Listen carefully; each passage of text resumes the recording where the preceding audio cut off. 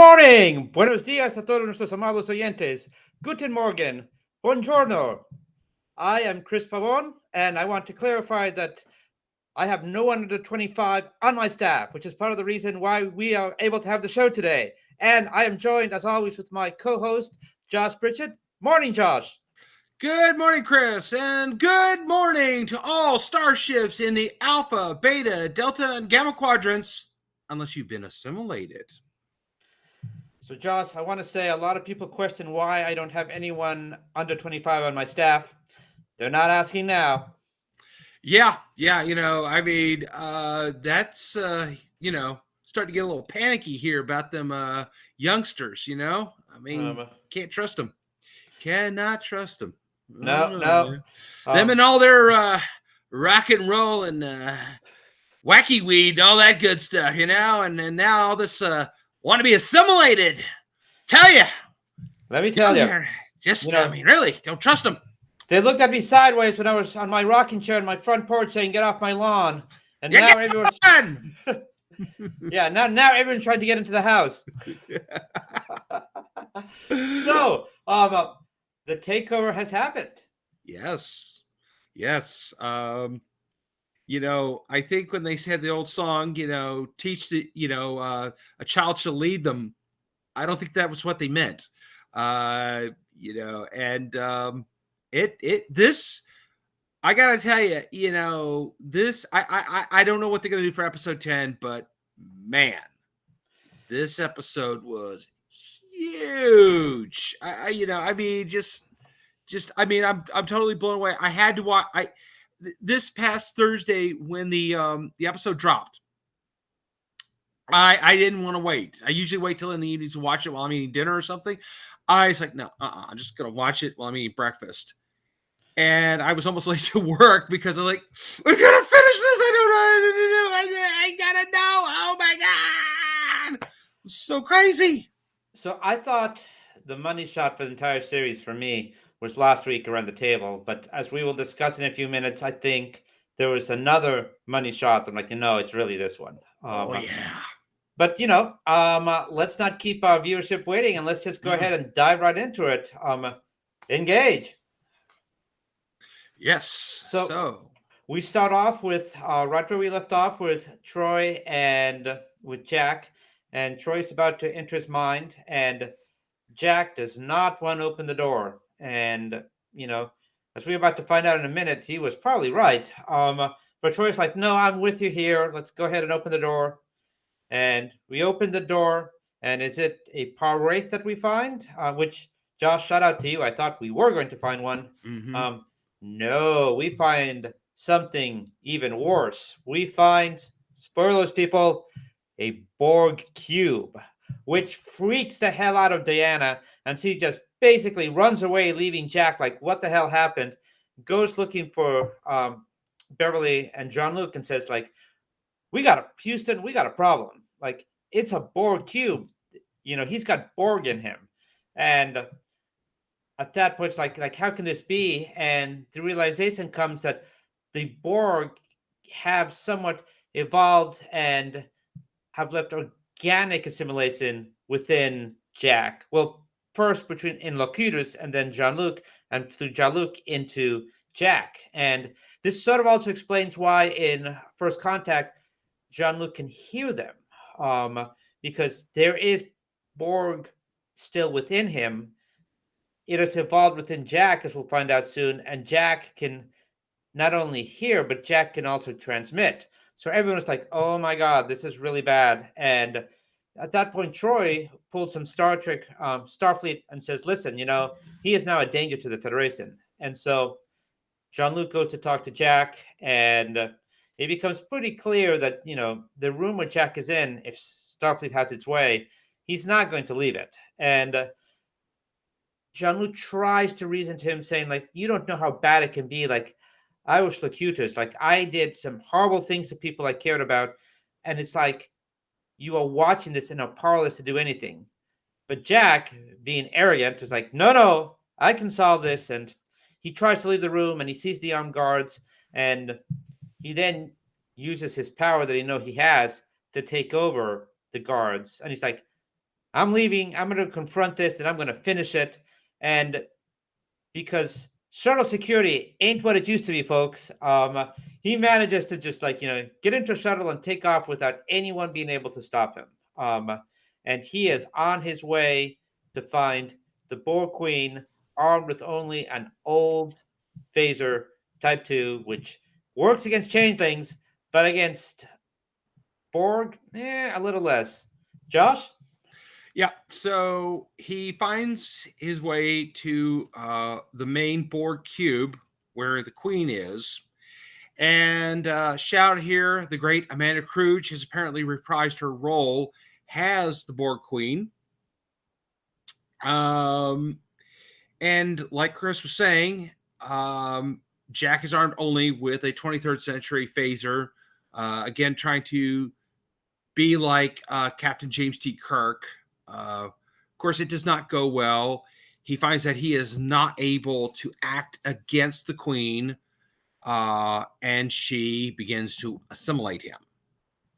Meanwhile, back on the Titan, Picard has told Shaw that they need to head to Earth for Starfleet Fleet Day, and where we find out that Starfleet's big secret is they are going to reveal their newest weapon, which is a fully integrated system that all Federation starships can act as one unit against a hostile threat.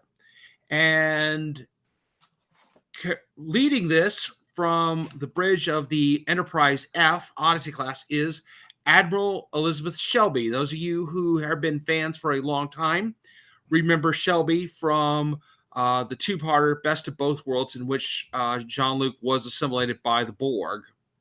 And also you fans of Peter David will recall that Shelby was a character in Peter David's new Star Trek New Frontier stories, in which she was married to the lead hero, Mackenzie Calhoun, and also became a captain of a starship herself. Well, Jean-Luc and the Titan and everybody come flying in, sending out alert signals to tell everybody that the Borg are coming, that they have found a way to that everyone's in danger and they need to stop Fleet Day. And she was like, what's going on? And then suddenly the unthinkable happens. The fleet is now activated its integration system, and the Borg have taken over. And they send out a signal to Starfleet in which Starfleet officers under the age of 25, which is roughly Jack's age, begin to turn into Borg.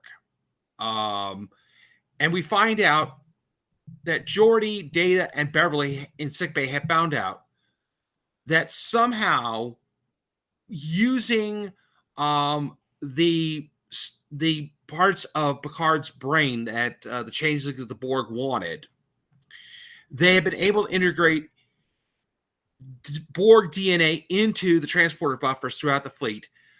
And it's only affecting, though, Starfleet officers under the age of 25 because they're not fully developed yet. And so now it's become part of them.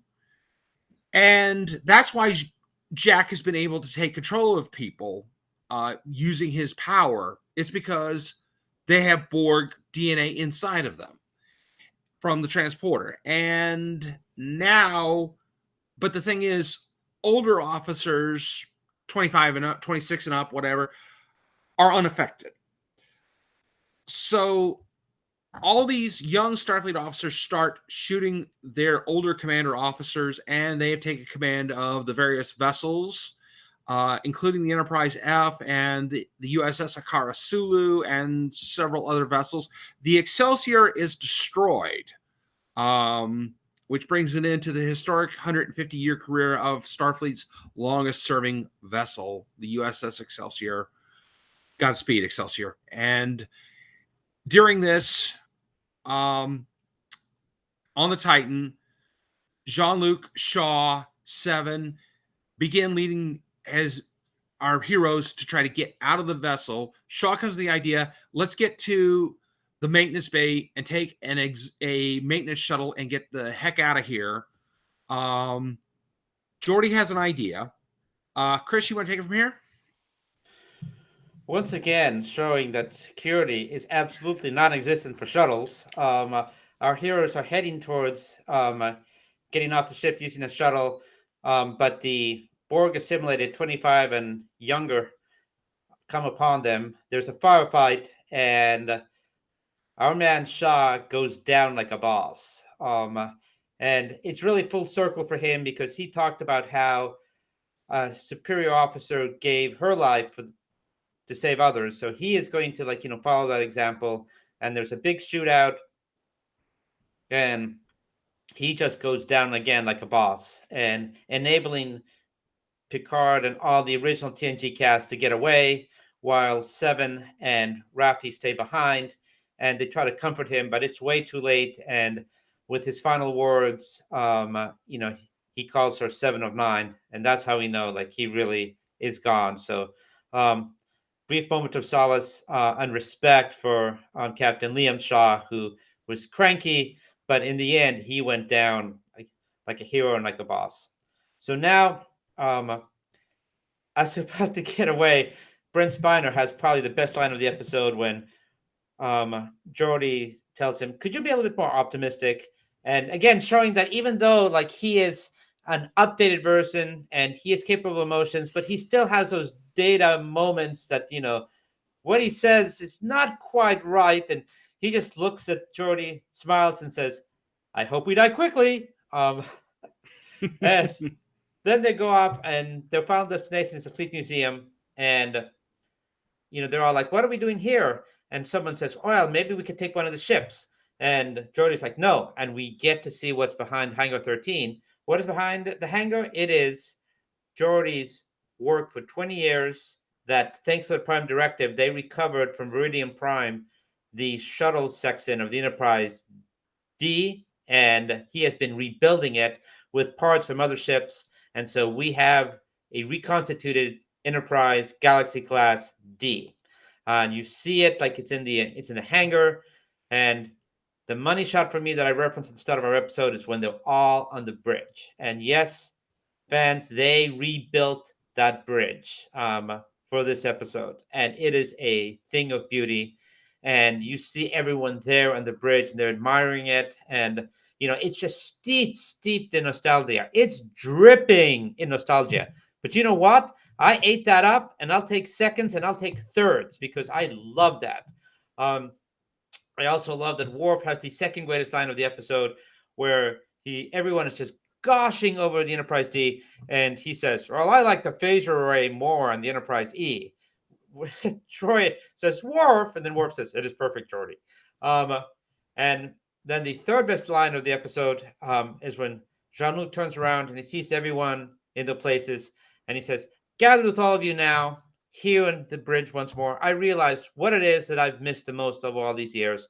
And he pauses for dramatic effect, and he says, "It's the carpet." And he's right, because if you think about it, all the ships henceforth, there is no carpet. So what is the distinguishing characteristic of the Enterprise D, folks? It's the carpet. And so Geordi tells Worf that they are loading torpedoes, drones are loading torpedoes into the bays as we speak. They have limited phaser capabilities. And Riker's like, "Well, if we run into the Borg, we're just going to have to shoot or run." And they decide, we are going back there to Earth, to the Frontier Day celebration. And hangar bays open, and you have the classic Jean-Luc Picard, everyone at their stations, engage. They're off to Earth. Scene. There's one thing I need to mention here that you forgot about, Chris, is when they're on the shuttle and they're looking at the Enterprise D. Geordi makes a reference. It's like, "Well, we can't use the Enterprise E." Everybody turns to Worf, and he says, "That was not my fault." See, I'm trying to save Worf's honor here by not mentioning it, but you mentioned it. You're dishonoring Worf. No. It was not his fault. So here's what's going to happen.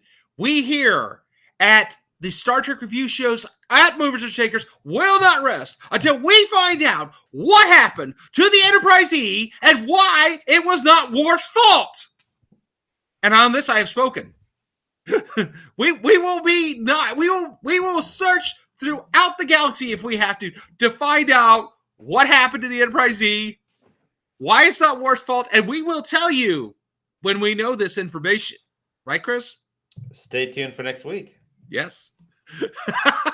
So there was a lot of good in this episode. I mean, buckets full of 1 gallon bucketfuls of good.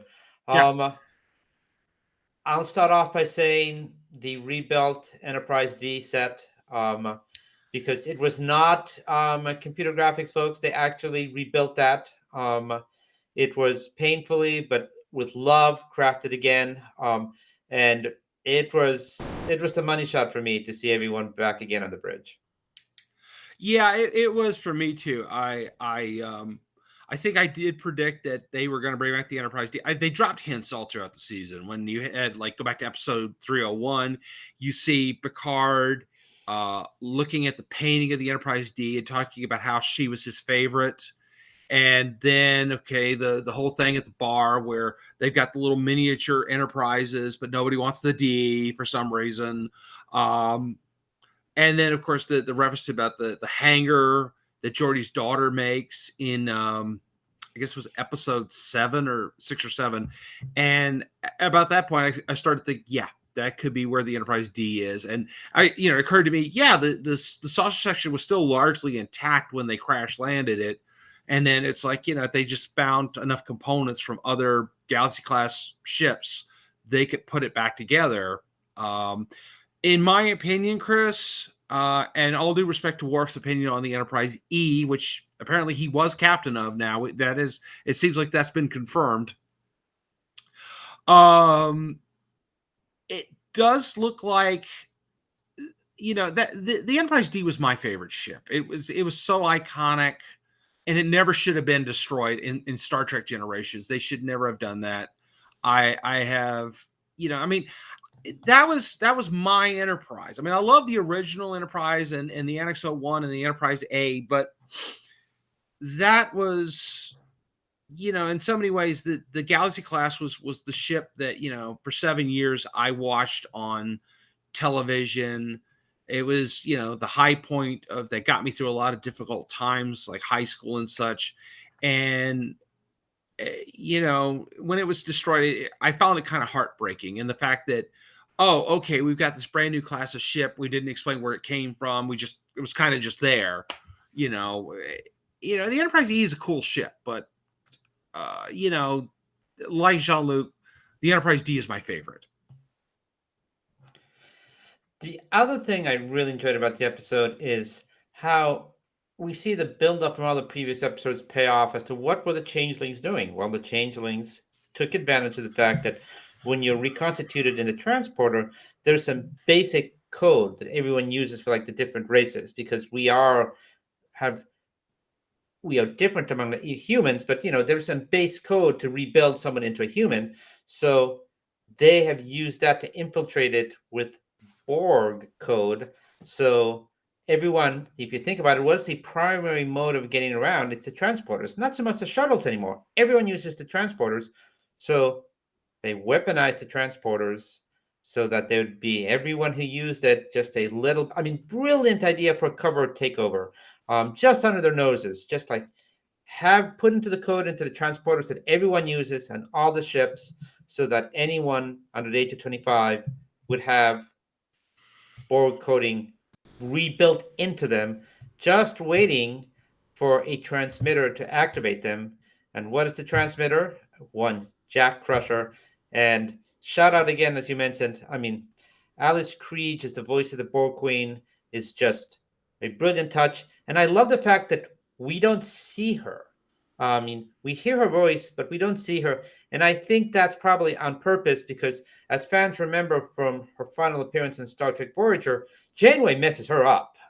So I think part of the explanation of where the Borg is, because they say we haven't seen the Borg in 2 decades. And again, maybe there's rumor that we might have seen some Borg in season 2, but since we know there was no season 2, Yeah. that's clearly like never happened. No. I think we will see her in this final episode, but I'll get back to that in predictions. But I love the fact that we hear her, but we don't see her, because I think there's a reason why we don't see her, and I'll get that later in the show. What else did you like about it, Josh? Well, here's one thing that made my good and bad list, and that was the death of Captain Shaw. You're right; he went out heroically, but at the same time, he died. This character that really kind of grew on us over the last 9 episodes and really became a real fan favorite. Dying like that, it was really kind of hard to take. I was like, watching the scene where they're having the firefight, they're trying to get to the shuttle, and I kept yelling at the screen, it's like, don't die. And when he dies, but he went out like a hero, and he was, he was kind of the curmudgeon. He was the new Bones McCoy in a lot of ways. I mean, he was a guy that had a lot of scars emotionally, but at the same time, he wanted to believe in something better. I think he really did want to believe that, there was something better, and that's why he stayed in Starfleet as long as he did. But I think at the same time, he was a guy that had, he was not a happy-go-lucky kind of guy. He was very much a glass is half empty kind of guy. And there's a difference between, having that annoying relative who spouts off the most meanest, nastiest stuff you could think of. You don't want to be around them. And then there's just the guy that's, a good person, but they tend to look at the negative side of things because that's their protection. That's how they get through. That's their armor on how to deal with this. So shout out to Captain Liam Shaw. It was awesome. You were an awesome character, and we're lucky to have had you, sir. I mean, just to emphasize this. This is no Tassayar going out. Like, he went out guns blazing. So Yeah. I think it's a hallmark of good writing and good directing that you feel the loss so acutely. And to really make someone remember something, you got to have a significant death. And what more significant death than his? And, like, again, like a boss. Like, he went out guns blazing, protecting them. This was a good death. It was a good day to die for him on that day. He is in Stavropol for sure. Definitely. Another thing I liked was the Easter eggs of all the ships. I mean, the USS Okuda, the USS Hikaru Sulu, even the Excelsior that gets blown away. I mean, that's again another nod to Star Trek. I loved how creative they got with the ships' names. Yeah, they definitely, there was a lot of fan service there, and like I said, the Excelsior, the longest serving Federation starship in history, just because she saw a lot of duty and she saw a lot of action and things, and was a very historic ship, but just no one could find the heart to decommission her. They just kept upgrading her.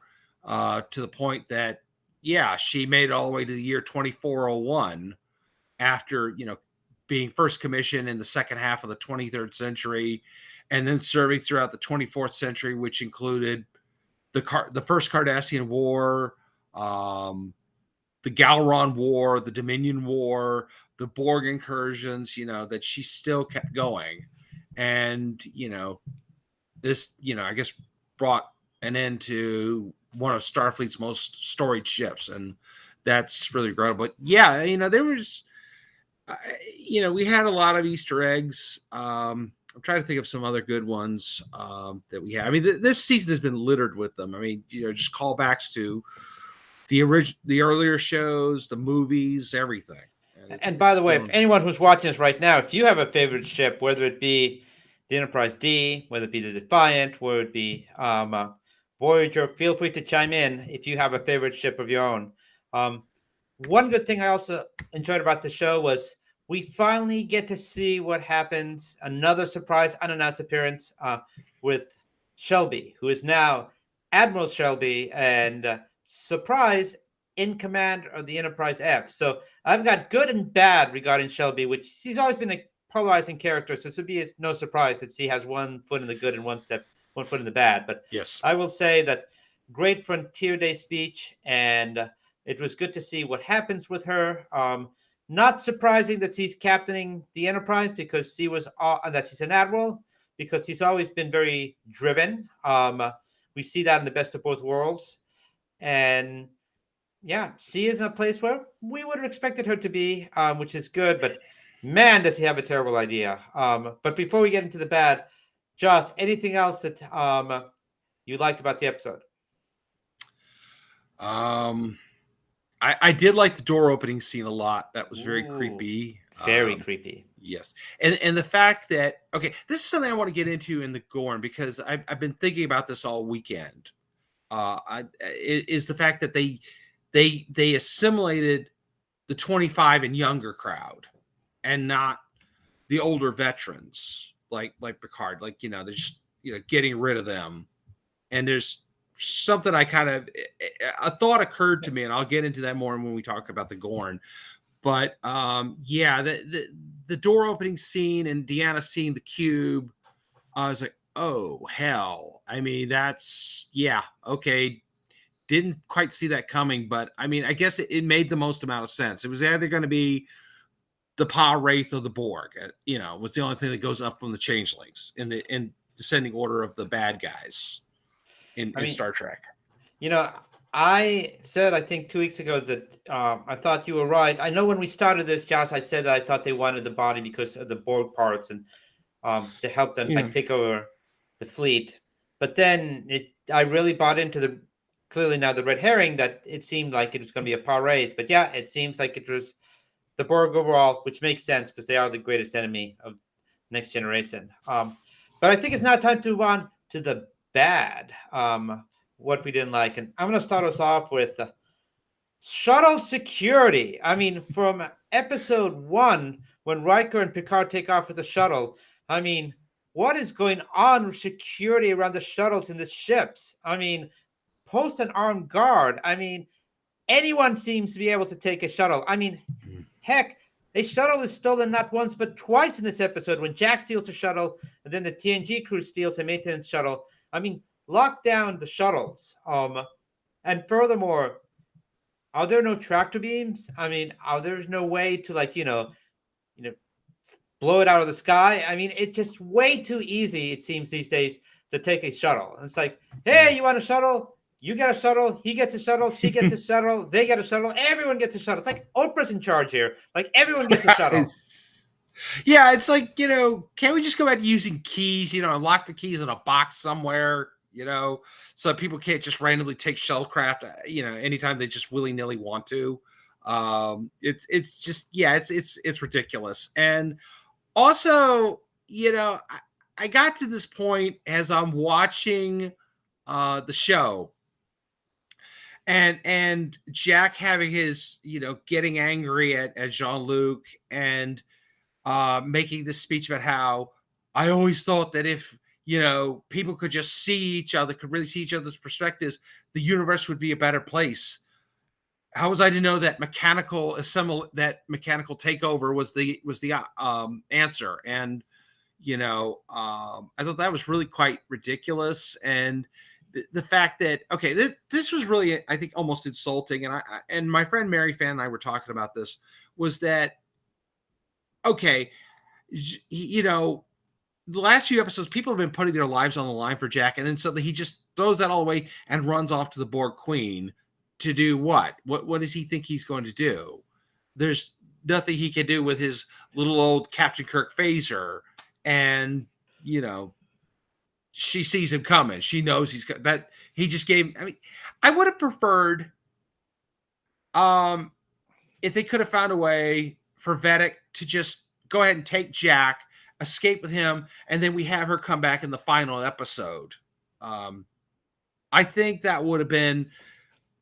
I mean, they had a lot of good stuff in episode 8, but maybe it would have been better, because I think that would have been more convincing that we wouldn't have had this whole cringy thing where he just runs off that, we still, everything else was great. It's just that one thing has been irritating me. I just didn't buy into. Well, I want to talk about that, but also as you have something to talk about in the Gordon section, I want to talk specifically about that. But another bad thing that I want to talk about is I have never been a Shelby fan, and Yeah. in her, it would take someone with her supreme arrogance that we saw in Best of Both Worlds to think, let's network the entire fleet because that's how the Borg do it. Yeah, let's copy our most terrible enemy. Like, no, absolutely not. This is like the king of all bad ideas. If Jordy knew it was a bad idea, if we ever see an Admiral Janeway, which I'm thinking we might less and less, I'm sure she thought it's a bad idea. Only someone with the huge hubris, as Shelby always brought to the role, could think, hey, I'm going to network the entire fleet. What could possibly go wrong? Why don't you just invite the Borg in? That's basically what you did right now. Only someone as arrogant in their beliefs that they're supremely right could endanger the entire fleet this way. And so when she takes 2 shots from like 2 ensigns, I had no problem with it. I know there might be some Shelby fans out there. Sorry, but this whole mess is really Admiral Shelby's fault. So the fact that she says, "Oh, we have an internal crisis." Yeah, no kidding. This is internal crisis brought on by you. So the 2 phases that you take, yeah, you had it coming. Yeah, I'll just preface this, Chris. I'm more of a fan of Elizabeth Shelby from the Star Trek New Frontier novels than I am of the Elizabeth Shelby Best of Both Worlds and this episode.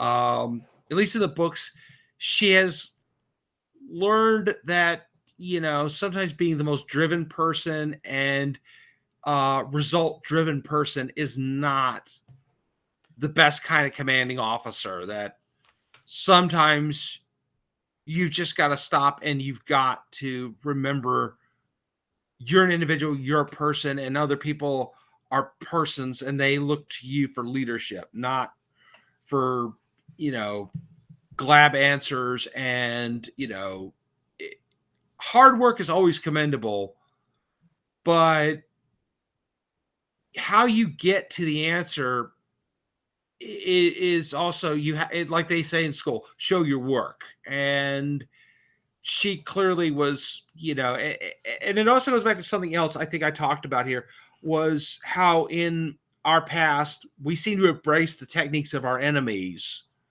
all too often because it's in the name of expediency. Because we feel like we're so afraid of the enemy we're fighting, we don't realize we are turning ourselves into the very thing we hate. And I think Shelby didn't see that. And plus, I always thought that Starfleet had an idea that, okay, we have individual captains who come up with individual ideas for each situation. So sometimes that might be a good thing in a big battle situation against something like the Borg. Because I mean, if you're going to integrate the systems and your enemy is the Borg, they're going to adapt to your tactics and your weapons. So maybe everybody doing the same thing all at once is not such a great idea with them. The other thing I thought of this episode was, again, bridge security. How easy the bridge and all of these ships are just taken over by 25-year-olds. Like one ship, the Excelsior, is the only one that managed to take back their bridge.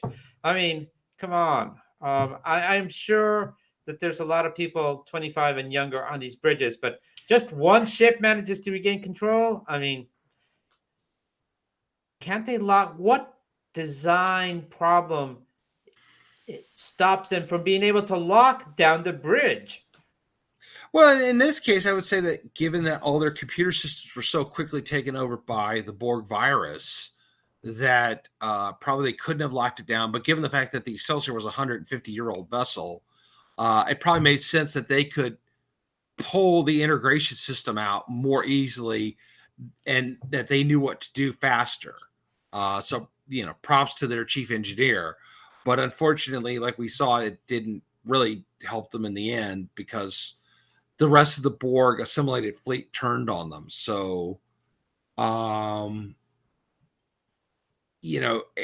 going to have, I join you though. I do hope that maybe we'll find out that Admiral Janeway is somewhere out there and she's forming a resistance with all the older people, and they're trying to hold back against the Borg onslaught while Jean-Luc and the gang come in with the Enterprise D and try to find a way to stop this. So it's going to be really, I think episode 10, I know exactly what I'm doing Thursday morning before work. I'm just going to start that episode right when I wake up, and I'm not leaving until I finish it. Well, with that said, we both have things to talk about in the Gorn section of the show, so let's head on into the Gorn, and why don't you lead us off? Okay, so I am a fan of another podcast called The Evolution of Horror, and this season, they are doing home invasion horror movies. As basically the show just does deep dives of each type of horror movie. And so one of the things they talked about with home invasion was they got really big in the 70s and 80s after the Manson murders occurred. And for those of you who don't remember, the Manson murders were a group of members of the Manson cult, and they broke into a couple different houses and murdered groups of people. And so this had this caused people to sort of be more afraid of young people, because it's like, oh, okay, we have all these crazy young people out there who might be in a cult, and people started being afraid of their kids. When I saw the 25-year-olds get turned into Borg, and it was like, oh, wow, okay, this reminds me of that. I started thinking about that. How, in some ways, yeah, maybe the Borg is, like a cult or something. Our executive producer just pointed out the Children of the Corn movies, also from the Stephen King story, Children of the Corn is another good one. How you have people that, young people getting involved in this sort of thing. And then, of course, Jack's whole thing about, if people could just see each other's point of view. Well, that's commendable to be able to empathize with another person. But when the other person you want to try to empathize with has an idea that is so horrendous, that's not really, seeing their point of view isn't going to help things. So I hope that made some sense. Chris? So there are two things that I want to talk about in the Gorn. One is, I think it's quite obvious that, and by the way, for anyone who wants to see a fictionalized take on what Josh mentioned, Quentin Tarantino's Once Upon a Time in America sort of hints at the what happened there, but from a revised historical point of view, which is actually, it is a great movie. So I don't understand why they didn't ask Mr. Worf to gut Jack like a fish. Because let's face it, people, if you know the key to taking over whatever they're going to do in Frontier Day is Jack, if there's no Jack, the Federation is safe. So listen to Worf, people. If we listen to Worf more, we'd have a lot less problems. If you asked Worf what to do, Worf would be like, well, I'll just kill him. You kill Jack, all problems end. So do something with Jack. Here's another idea. Go as far away from Earth as possible. If you know that Jack is the key to everything, take him in the ship and just go. Go far away as you can, and then come back after Frontier Day. But if you really want to end the threat, have Worf gut him like a fish. Because even his dad, Picard, is like, we're going to take you to this, Vulcan place. And Jack knows, well, that's a place where, they really just lock you away. Let's not lock away. Let's just, end the threat by ending Jack. That's, that would have been, the thing to do. It would have made the most sense to have, to confine Jack to, and I just couldn't buy into the idea that he would suddenly be like, oh, that okay. I mean, I can understand him having this sudden shock to find out that he's got this Borg stuff inside of him. That it kind of, again, another horror movie. It was reminiscent of The Omen Part 2 when teenage Damien finds out that he's the Antichrist. That's kind of what I thought about when I saw that scene. But in this instance, his reaction is, I'm going to steal this shuttle and I'm going to go off and, kill the Borg Queen. It's like, no, bad idea. Go with your dad. Go to the Vulcan Institute that apparently helps cure de-assimilated Borg, and let them help you block this, block the Queen's signal and figure out what to do next. But yeah, you're not, he's not doing anything that's really helped me. He's just throwing these weird temper tantrums, and still can't seem to get over his frustration at his father. And his father warned him this is going to happen, and this happened. So I want to talk about the Borg, because I thought it was very significant that when they say we haven't seen the Borg in like so many couple of decades, right? And you hear Alice Creech's voice, which is fantastic. I recently had a chance to meet Alice Creech at Monstermania. Shout out for Monstermania. I know they're having their con this weekend, where William Shatner is at. And also separate shout out to the people at Big Lit Comic Con in Chantilly, where I was at yesterday. But when you think about this for a second, in the history of the Borg, Janeway really messed them up at the end of Voyager. I mean, destroyed the Transwarp hub, the conduit, the Borg Queen got caught up in the explosion. So it makes you think, why did we hear her voice, but they didn't show her? Why haven't we seen the Borg in 2 decades? I think they're really messed up. And, the last ditch effort to take over the Federation is really Jack, because they need a tool, because I think on their own, they no longer have the power to go in there and just overwhelm ships and overwhelm defenses. That's why if you pay attention when they say, we're going to disable the planetary defenses. Well, if your ship is all powerful and you're the Borg, if you're at full strength, you don't care about planetary defenses. You don't care about ships they're going to throw at you, because you're just too powerful. But what if you're not? I think this is a weakened Borg, really messed up. And when we see the Queen, and I'll get to that in our predictions, I think we will see her. I think it's going to be a messed up Queen, which sort of explains when that disembodied head we saw when they talked to whoever the big bad was. Right now, we know it's the Borg. It was a messed up face and head. I think that's what we're going to see. But that is my Gorn, that the Borg are really messed up. Yeah, well, that's pretty well indicated, because when Jack is walking through the cube, it's not the clean and orderly, everything goes to where it's supposed to go kind of cube that we're used to seeing. It looks like it's been heavily damaged. He's having to climb over conduits. He's having to make his way around stuff. Everything is just broken. And I think it's a pretty safe bet that, yes, the Borg are broken at this point, and they need to assimilate the Federation if they're going to save themselves.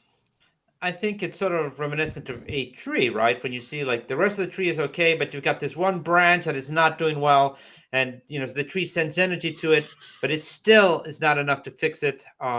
Yeah, the damage that Janeway did, I think we're going to find out, was was pretty heavy.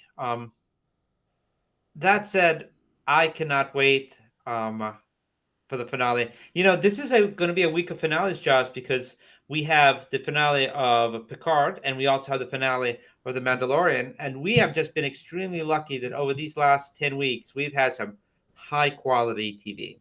Yeah, we have. I mean, both shows, Star Wars and Star Trek, have just been astonishing, and great writing on both parts, great acting, just a lot of stuff going on. And also, last weekend, Celebration, there were a lot of big announcements for Star Wars, including a Mandalorian movie. But you kind of want to know where we go from here with Star Trek. But yeah, this is going to be the week for some goodbyes, and I think Mandalorian is coming back for another season, but I know this is the end of Picard, and it's going to go out on top. It's going to go out the way it probably should have always, with the crew of the Enterprise D back together again, and one last great adventure. It just shows you how bad Nemesis was, and It does. Stuart Barr should be forbidden from directing any movie ever again. Yes, he should be. He should be forced into a room where he fights a Gorn each day. Yes, just like Book. Now, Josh, I'm just going to toss out there, as longtime viewers of the show know my feelings with Book and a Gorn. Are you at the point, because I think I am, that you would lock Jack away into a room with a Gorn? I would. Yes. Thank you. I kind of, yeah. And, I was kind of all about the whole Jack and Sydney thing, but now I'm kind of, what Geordi said, stay the hell away from her. Sydney, you could do a lot better, girl. I mean, Absolutely. Worf's son, Alexander, I believe he's still single. It's possible. And I think Eleanor's still out there, isn't he? Yeah. I don't know whatever happened to him. So, Sydney, listen to your dad. Yes. Alexander's a much better choice. He has a stable job. He's a war hero. He's in a family that's connected with the ruling house of the Klingon Empire. Much better choice. He's got prospects. I mean, even Jake Sisko is still out there somewhere. Yeah, okay. And again, great job. Son of the Prophet. I mean, son of the Emissary. Considered royalty on Bajor, accomplished writer. Could do. Yeah. Sydney, girlfriend, you can do a lot better than Jack Crusher.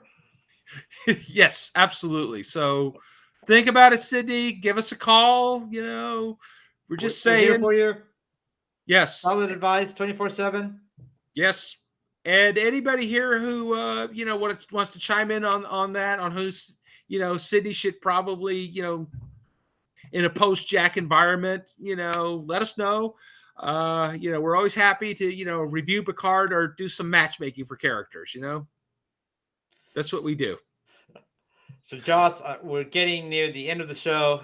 It's time for one last time to look ahead into the future and see what Star Trek Picard might bring us. I think the Enterprise D is going to go in and is going to kick some serious butt. I think that Picard is going to have one last great confrontation with Her Majesty, the Borg Queen, for the soul of Jack Crusher. I think we're going to have a lot of crying here at the end.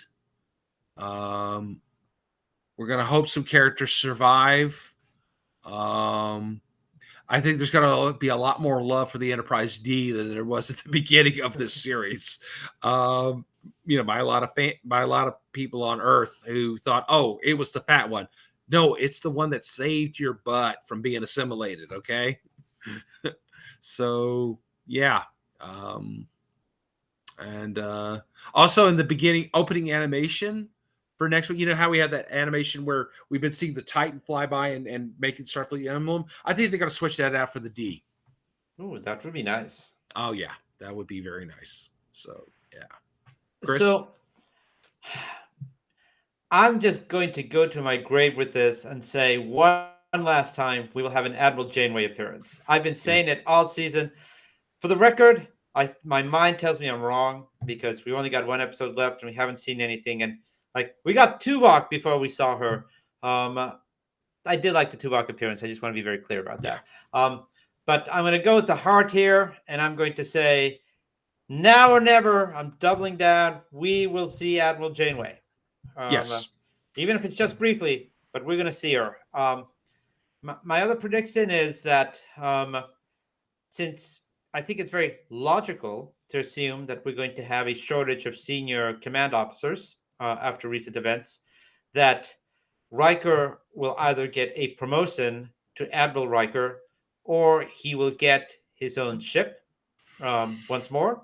Because clearly it seems that, they're leaving Pente, which was a bad idea to begin with, to lock them away in some wooded woods making pizza. I mean, that was a bad idea. I think they're gonna like. He and Troy already said we want to like that place sucks. We're gonna come back, and I think he's gonna either be promoted to admiral or he's gonna get his own ship, or perhaps he's gonna get even both. Um, I think we're gonna see a Captain Seven, and I think it's gonna be Captain of the Titan. Mm-hmm. I think he assumes command of there. Um, this I'm total agreement with you. I think you've nailed it, bullseye. That we will have one final confrontation with a very messed up Borg Queen. I can't wait for like these visual effects on that, and I think it will be likely Alice Kreese because it has to be. It just really has to be. Little less sure about this one, but I gotta imagine that if this is happening, at the very least, there's got to be some chatter from the Romulans or the Klingons that hey, maybe we got to send some ships over there because it looks like these guys are about to be like taken over, and once they take over Earth, they're probably coming for us next. So I think we could see maybe a little bit of that, although that's my weakest prediction of all. But yeah, I'm going down with the ship and Admiral Janeway, promotion for Riker, promotion for 7 of 9, and here's my most okay. This is my boldest one.